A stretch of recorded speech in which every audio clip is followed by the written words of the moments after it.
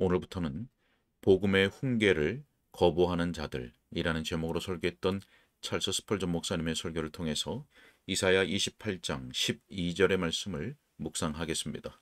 오늘은 이 설교 가운데 첫 번째 요점인 복음의 탁월성이라는 내용을 읽고 묵상하겠습니다.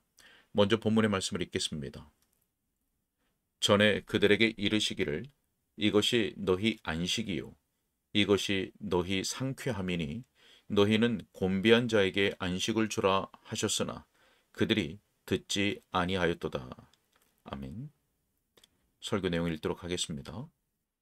자, 단연코 이사야는 가장 웅변적인 설교자들 중에 한 사람이었습니다.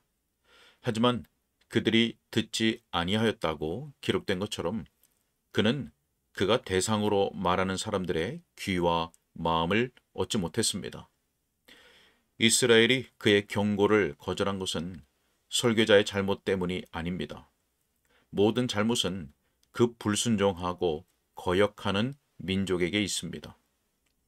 그가 말씀을 전한 대상이었던 그 백성들은 이중적인 의미에서 술에 취했습니다.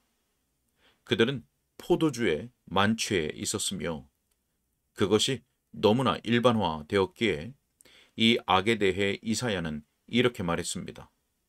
이들은 포도주로 말미암아 역걸음치며 독주로 말미암아 비틀거리며 제사장과 선지자도 독주로 말미암아 역걸음치며 포도주에 빠지며 독주로 말미암아 비틀거리며 환상을 잘못 풀며 재판할 때에 실수하나니 모든 상에는 토한 것 더러운 것이 가득하고 깨끗한 곳이 없도다.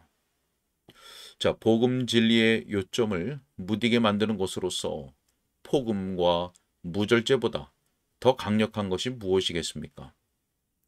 사람이 포도주에 만취한 상태일 때 어떻게 하나님의 영이 그 사람 안에 거할 수 있겠습니까? 이러한 퇴폐적인 악에 의해 귀먹은 자에게 어떻게 진리의 말씀이 들어갈 수 있겠습니까? 독한 술에 취해버린 사람의 양심에 어떻게 하나님의 말씀이 역사할 수 있겠습니까? 여러분 중에 술에 빠진 사람이 있다면 그 속박의 줄이 강하게 여러분을 올가매기 전에 그 습관에 사로잡혀 가망이 없게 되기 전에 그 파괴자에게서 벗어나라고 간절히 호소합니다. 술의 신 바쿠스가 포도주 통으로 문을 봉쇄하고 있다면 억지로 문을 열고 들어가기란 쉽지 않으며 비록 왕이신 예수의 이름으로 들어가기를 요구해도 그러합니다. 사람들이 술독과 술병을 그들의 우상으로 삼고 있을 동안에는 듣기가 어려운 상태입니다. 사람들이 그들의 지성과 생각을 훔쳐가도록 원수를 입속에 들여놓은 상태라면 그들에게서 복음이 거절되는 것은 그리 놀라운 일이 아닙니다. 이사야가 말씀을 전했던 백성들은 또 다른 의미에서 역시 술에 취했습니다. 즉 그들은 교만에 도취되었습니다. 그들의 땅은 비옥했고 그들의 으뜸 도시인 사마리아는 언덕 위에 우뚝 서 마치 그 땅의 머리 위에 씌워진 왕관과도 같았습니다. 그들은 그 기름진 계곡의 정상에 서 있는 그 도시의 뛰어난 아름다움을 기뻐했습니다. 그들은 스스로 용감했으며 그들 중에는 싸울 힘이 넘치는 많은 용사들이 있었습니다. 그래서 그들은 모든 침입자들에 맞설 수 있을 것이라 기대했고 그들의 마음은 한껏 고양되어 있었습니다. 더 나아가 그들은 이렇게 말했습니다. 우리는 지적인 사람들이다. 우리는 가르침이 필요 없다. 적어도 우리가 참아줄 만한 가르침이 되려면 상류층에 적합한 가르침이어야 한다. 우리는 교양 있는 지식인들이며 학식 있는 서기관들이다. 그러니 마치 우리가 학교 다니는 어린애들인 것처럼 경계에 경계를 더하고 교훈에 교훈을 더하여 우리를 피곤하게 만드는 이사야 같은 사람은 필요가 없다. 더욱이 우리는 충분히 선하다. 우리는 벨리알의 황금 송아지 형상 아래에서 우리의 하나님께 예배하고 있지 않은가? 또한 제사들과 절기들도 존중하고 있지 않은가? 자, 그들 중에서 좀 더 종교적인 자들은 그런 식으로 말하고 나머지 사람들은 그들의 수치를 영광으로 여겼습니다. 교만에 도취되었기 때문에 그들은 악한 길에서 돌이키라고 말하는 그 선지자의 메시지를 들으려 하지 않았습니다. 그와 꼭 마찬가지로 스스로를 의롭다고 평가하는 자는 결코 그리스도의 의의를 받아들이려 하지 않습니다. 스스로 볼 수 있다고 자랑하는 자는 결코 그 눈을 뜨게 해달라고 요청하지 않습니다. 자유자로 태어나 어느 누구의 속박 밑에 있어 본 적이 없다고 주장하는 자는 그리스도의 자유를 받아들이려 하지 않습니다. 교만한 자들의 멸망은 확실합니다. 도움받기를 거절하는 자들은 누구도 도울 수 없기 때문입니다. 자기가 죄를 지은 것을 모르는 사람이 그리고 서로 죄를 지었다고 해도 그 더러움을 쉽게 지워버릴 수 있다고 믿는 사람이 죄를 회개하고 그리스도를 믿을 가능성이 어디에 있겠습니까? 자, 그 두 가지 형태의 술 취함은 똑같이 파괴적입니다. 저는 여러분이 이 사실에 유의하기를 바랍니다. 몸이든 영혼이든 취해버리면 반드시 그로 인해 해악이 발생합니다.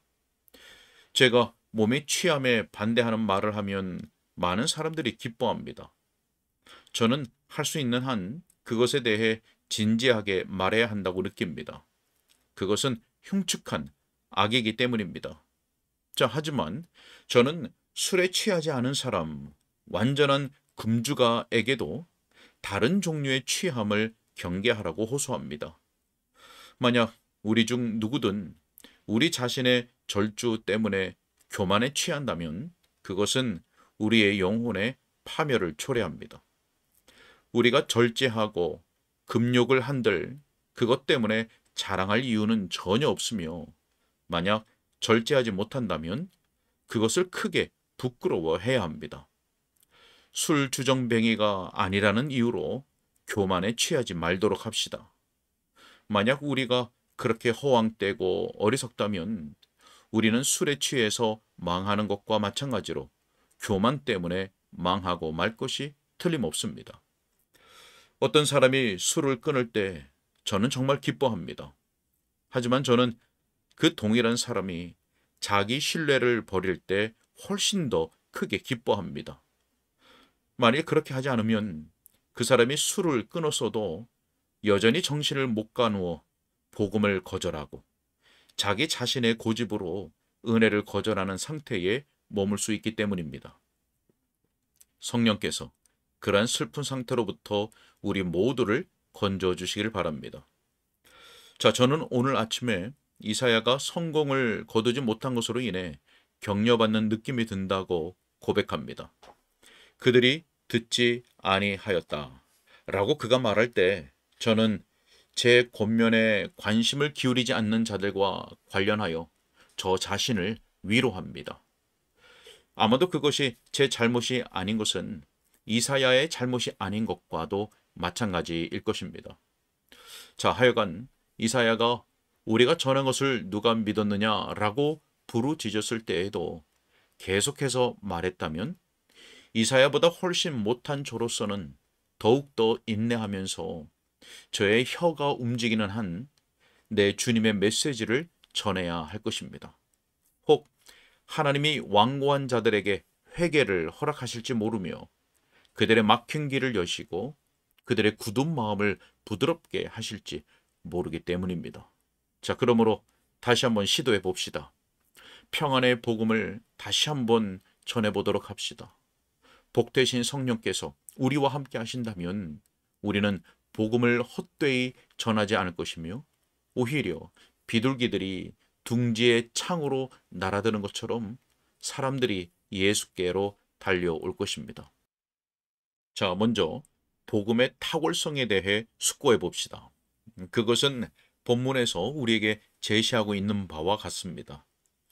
이 성경 본문이 우리에게 제시하는 것은 1차적으로 복음이 아니라 이사야가 전해야 했던 메시지입니다. 그것은 부분적으로는 율법의 명령이며 또 부분적으로는 은혜의 약속입니다. 하지만 주님의 모든 말씀은 마찬가지로 효력이 있습니다. 정녕 선지자의 메시지에서 발견되는 탁월성이 예수 그리스도의 복음이라는 한층 온전한 증언 안에서도 발견되고 더욱 풍성하게 발견됩니다. 자, 이 메시지를 우리 자신에게 활용하고 그것을 오늘의 복음 사역에 적용해 볼 때 복음의 탁월성은 우선 그 목적에 있습니다. 복음은 그 의도에 있어서도 탁월한데 왜냐하면 그것이 안식의 계시이기 때문입니다.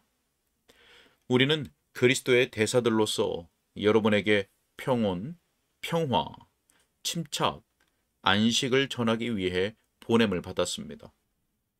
우리가 고민하게 하고 불안하게 만드는 특정한 진리로 출발해야 하는 것은 사실입니다.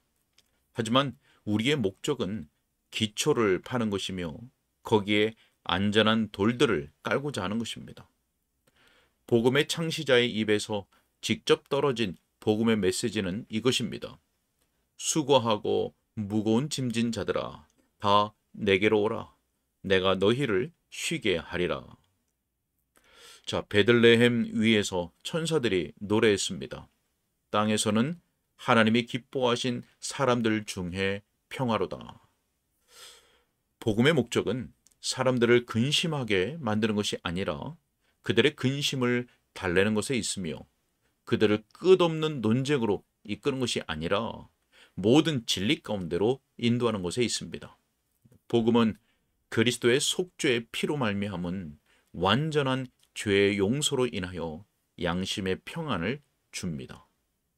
사랑할 가치가 있는 애정의 대상을 제시함으로써 마음의 안식을 주며 의심 없이 받아들일 수 있는 확실한 것을 가르침으로써 지성의 안식을 줍니다.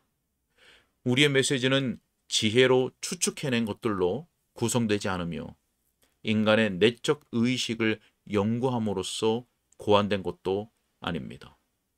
그리고 인간 이성으로 논증함으로써 개발된 것도 아닙니다. 오직 그것은 오류 없이 참되며 절대적으로 확실한 계시들을 다룹니다. 마치 어떤 건물이 반석의 기초 위에서 안전할 수 있는 것처럼 우리의 지각은 그 기초 위에서 완벽하게 안전할 수 있습니다. 주의 말씀이 믿는 자들에게 임하는 것은 하나님께서 모든 것을 그들의 유익을 위해 배치해 두셨음을 말함으로써 그들에게 현재의 안식을 주기 위해서입니다. 미래에 대해서 주의 말씀은 다가오는 영원의 시간을 약속과 더불어 환하게 비추어 줍니다. 그것은 무덤 입구에 있는 돌을 굴려내며 멸망을 제압하며 구주 예수 그리스도로 말미암은 부활과 불멸과 영원한 생명을 계시합니다. 복음의 메시지를 듣고서 그것을 자기 영혼에 받아들이는 사람은 모든 지각에 뛰어난 하나님의 평강을 알고 그것이 그리스도 예수 안에서 그의 마음과 생각을 지켜주는 것을 알게 됩니다. 복음을 믿는 자는 두려움과 놀람 때문에 서두르지 않을 것입니다. 그는 영원히 부끄러움을 당하거나 욕을 받지 않을 것입니다. 신자가 된 이후에도 이따금 근심할 때가 있는 것은 사실입니다. 하지만 이것은 복음의 결과가 아니며 복음이 제거하기로 약속한 것이 아직 그의 속에 있기 때문입니다. 그는 그리스도 안에서 안식을 얻고 영원한 평안과 안전을 누릴 것입니다. 성경에는 이런 자에게 평강이 있을 것이라고 기록되었습니다. 로마서 5장 1절 말씀에서 그러므로 우리가 믿음으로 의롭다 하심을 받았으니 우리 주 예수 그리스도로 말미암아 하나님과 화평을 누리자. 자, 이사야가 전해야 했던 이 메시지, 즉 이것이 너희 안식이요 이것이 너희 상쾌함이라 라는 말씀이 우리가 한결 알기 쉬운 말로 가르치고 전해야 하는 복된 소식입니다.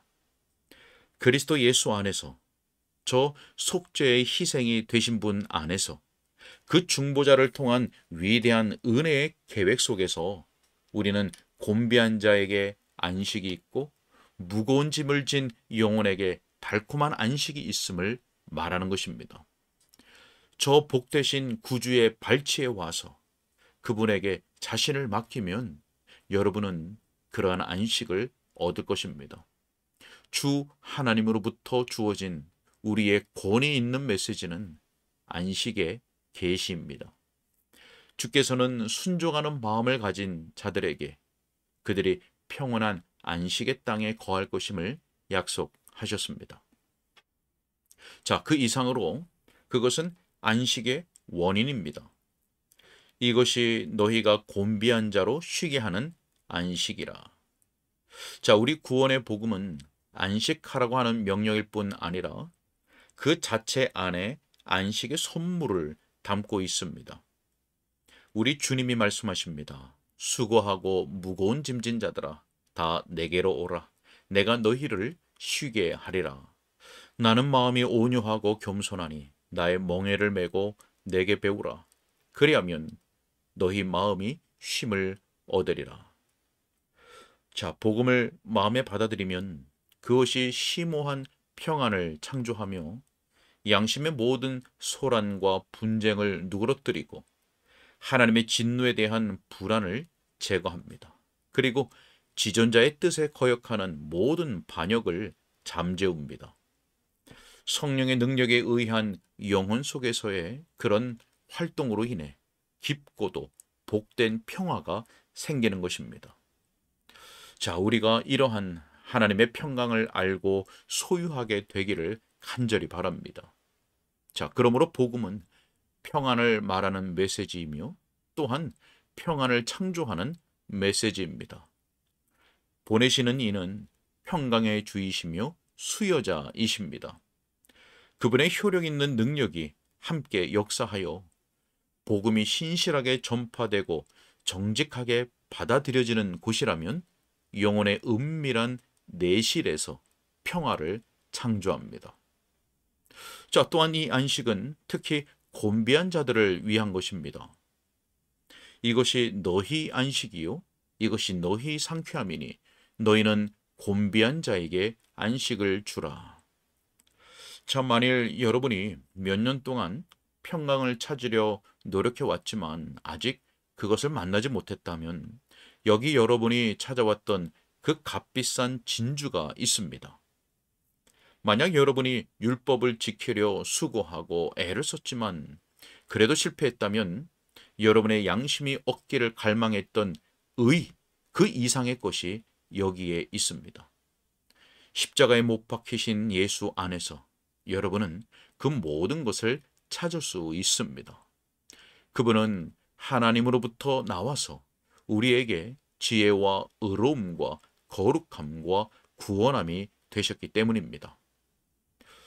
자, 세상의 쾌락에 지치고 곤비한 여러분이요, 헛된 것들과 육적인 생각의 망상들에 실증나고 염증을 느끼는 이들이요, 이리 와서 참된 기쁨을 찾으십시오. 자, 야심에 지친 이들, 실망감으로 초조한 이들, 신뢰했던 자들의 돌아섬에 탄식하는 이들이요, 와서 예수를 의지하고 안식을 누리십시오. 지치고 곤비한 이들이요, 여기 안식이 있습니다. 상쾌하게 하는 안식이 있습니다. 예수님은 그것을 분명히 말씀하셨습니다. 수고하고 무거운 짐진 자들아 다 내게로 오라. 내가 너희를 쉬게 하리라. 만일 여러분의 허리가 무거워 부러질 것 같다면, 여러분의 마음이 무거운 짐으로 상심하였다면, 그리고 여러분의 눈이 오래 바라보고 기다리느라 지쳤다면 여러분의 있는 모습 그대로 구주께 오십시오. 그분이 여러분의 안식이 되어 주실 것입니다. 낙심하고 실망한 이들, 양심의 정죄를 느끼는 이들, 지옥 문 앞에까지 버려졌다고 느끼는 이들이여 예수님을 바라보십시오. 그러면 안식을 얻을 것입니다. 여러분은 전능하신 구속자가 미치지 못할 만큼 멀리 가진 못했으며 구주께서 찾지 못하실 만큼 잃어버린 것이 아니며 그분의 피가 씻지 못할 만큼 더러운 것은 아니며 성령이 소생시키지 못할 만큼 죽은 것은 아닙니다. 이 안식은 그분이 곤비한 자들이 누리게 하시는 안식입니다. 자, 그것은 하나님께서 인간들에게 보내신 복되고도 복된 메시지입니다. 어찌하여 사람들이 그것을 거절하는 것입니까? 아멘. 오늘은 여기까지 읽겠습니다.